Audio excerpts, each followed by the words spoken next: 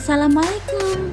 Kami dari kelompok 7 pengantar manajemen pada kesempatan kali ini ingin menjelaskan mengenai manajemen pemasaran.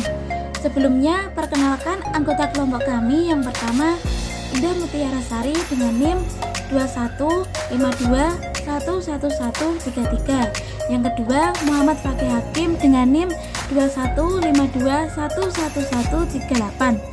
Yang ketiga, Anak Istiqomah dengan NIM 2152111140. Pengertian manajemen pemasaran. Manajemen pemasaran itu merupakan analisis, perencanaan, implementasi, serta pengendalian dari program-program yang dirancang untuk membangun, menciptakan, serta memelihara pertukaran yang menguntungkan dengan pembeli sasaran untuk mencapai tujuan perusahaan. The Walt Disney Company adalah salah satu konglomerat hiburan terbesar di dunia. Walt Disney dan saudaranya memulai perusahaan pada tahun 1920 dan sekutu Walt mendanai produksi kartun strip pertamanya, Steamboat Willie, yang memperkenalkan karakter Mickey Mouse. Mungkin definisi Disney yang paling terkenal untuk orang Amerika adalah taman hiburannya dan resort khususnya, Walt Disney World di Florida. Upaya pemasaran yang berhasil berfokus pada pemenuhan kebutuhan pelanggan.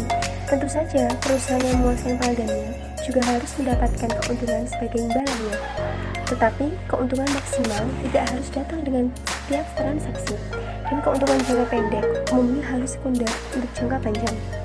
American Marketing Association mendefinisikan pemasaran sebagai aktivitas, rangkaian institusi, dan proses untuk menciptakan, mengkomunikasikan, menyampaikan, dan mempertukarkan penawaran yang memiliki nilai bagi pelanggan, klien, mitra, dan masyarakat pada umumnya.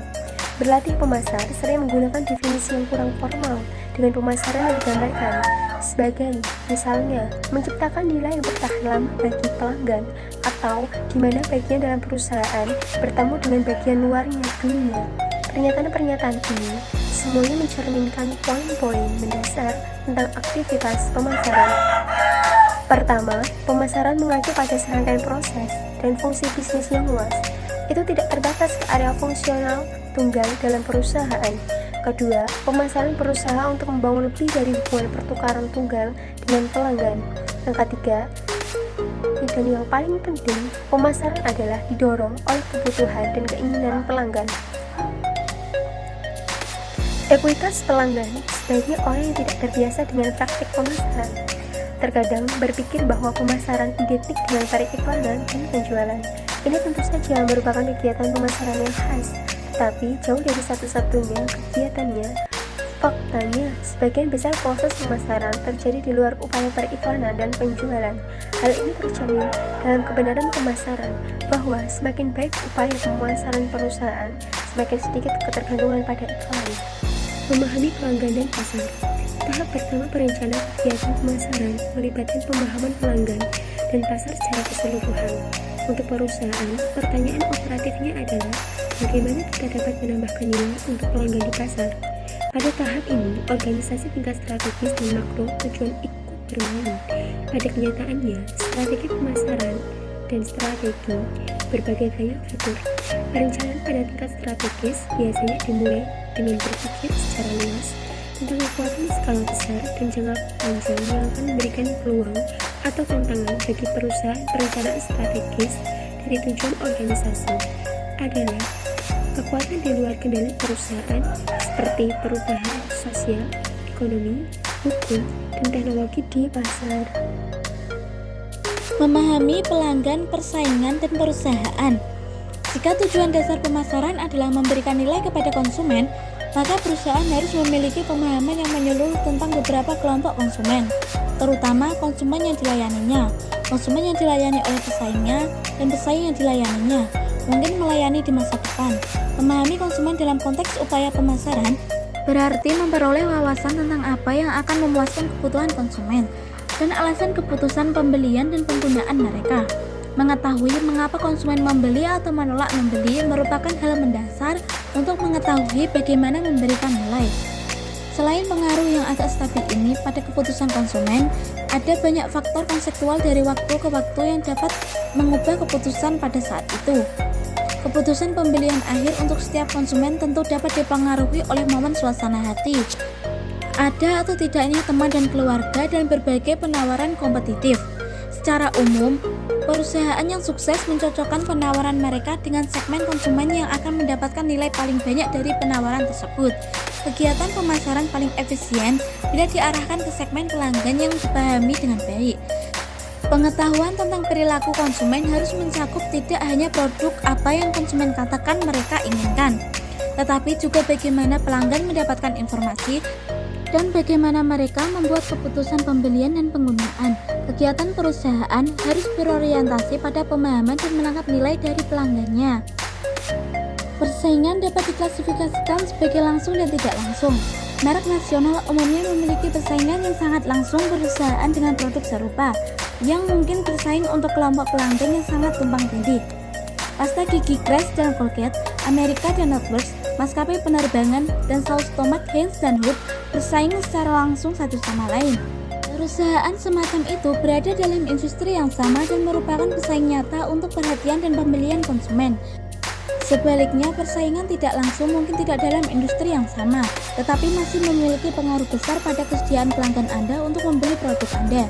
Bagian terakhir dari teka-teki perencanaan pemasaran strategis adalah analisis perusahaan itu sendiri, penilaian atas kemampuan dan kekurangannya, serta kapasitas dan jaringannya yang dapat digunakan.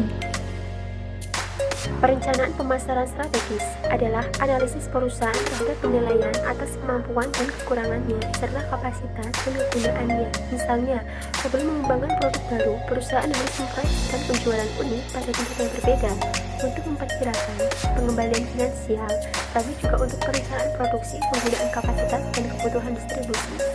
Penelitian pemasaran. Di dalam riset pemasaran, itu dapat mengajukan pertanyaan yang mendasar bagi sebuah perusahaan tentang pentingnya aspek apa dari sebuah produk atau layanan yang diberikan nilai tertinggi bagi konsumen. Jawaban tersebut akan membantu perusahaan di dalam menetapkan tujuannya untuk lebih spesifik.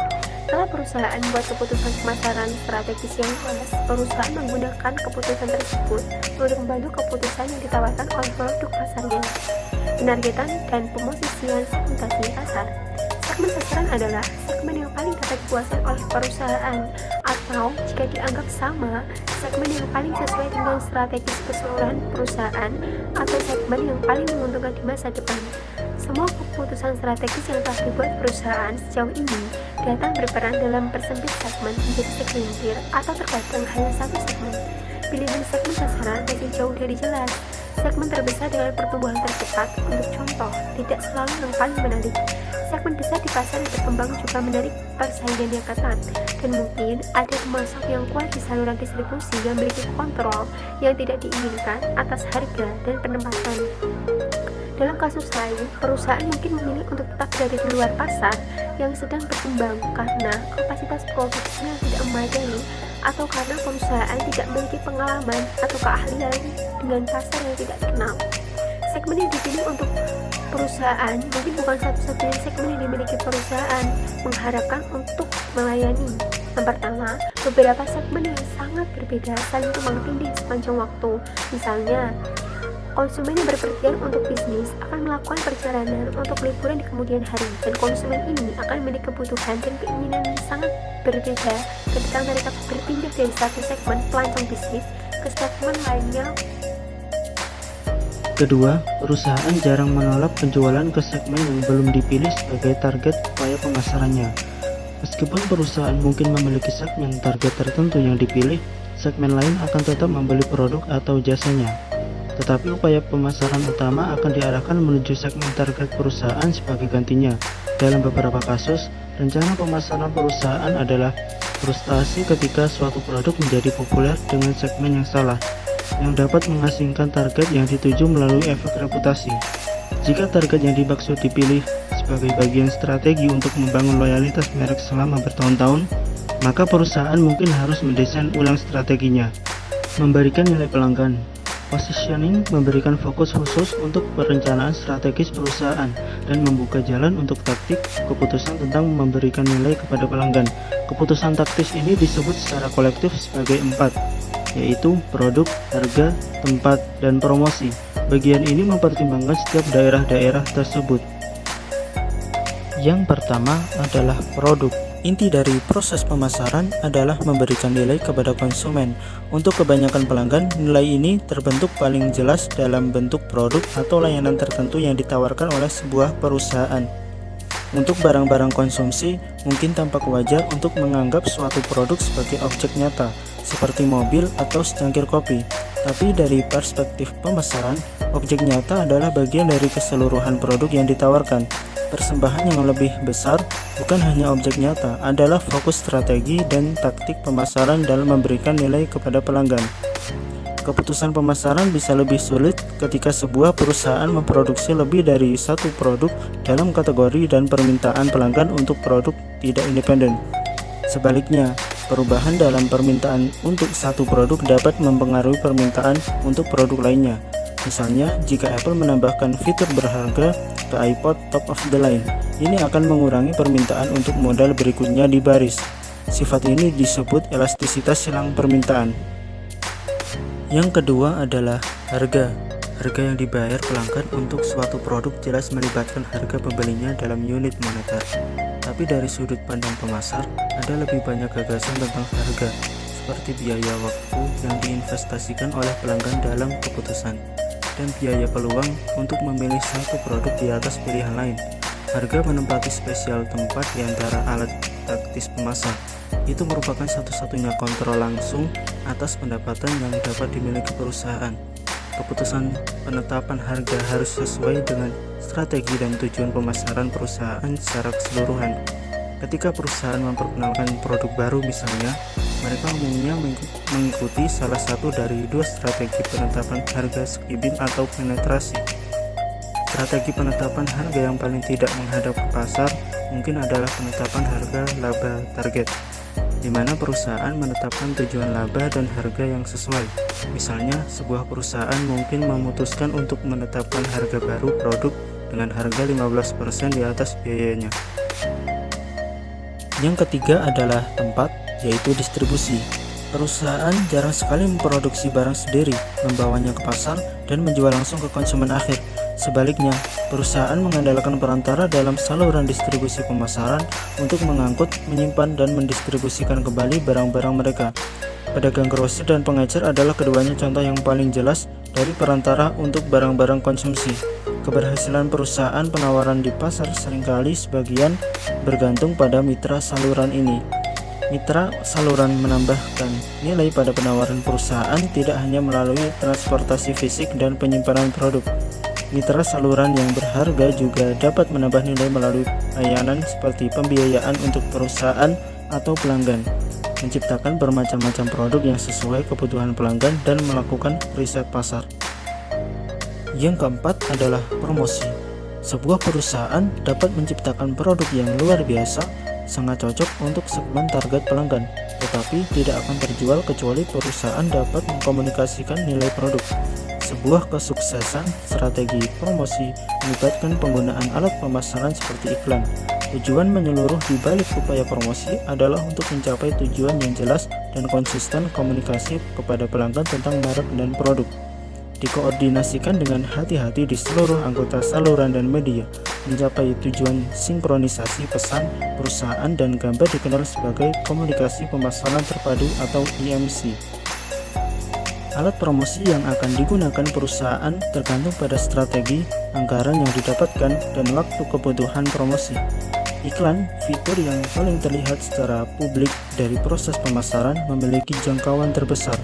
Alat promosi lainnya adalah promosi penjualan, yang dapat berbentuk sementara diskon, kupon, atau penghargaan dan insentif yang terkait dengan pembelian. Pemasar dapat menggunakan alat ini dalam dua jenis strategi promosi dasar. Strategi tarik melibatkan komunikasi langsung dengan pelanggan yang meyakinkan mereka untuk membeli atau meminta produk perusahaan. Intinya, perusahaan mencoba menarik permintaan melalui saluran distribusi. Pendekatan promosi lainnya adalah strategi dorong, di mana upaya promosi dan penjualan difokuskan pada mitra saluran untuk memberi insentif mereka untuk menjual lebih jauh ke bawah saluran. Akibatnya, perusahaan mencoba untuk mendorong permintaan untuk produknya melalui saluran tersebut. Sekian presentasi dari kelompok kami, kurang lebihnya kami memohon maaf apabila ada kesalahan. Terima kasih. Wassalamualaikum warahmatullahi wabarakatuh.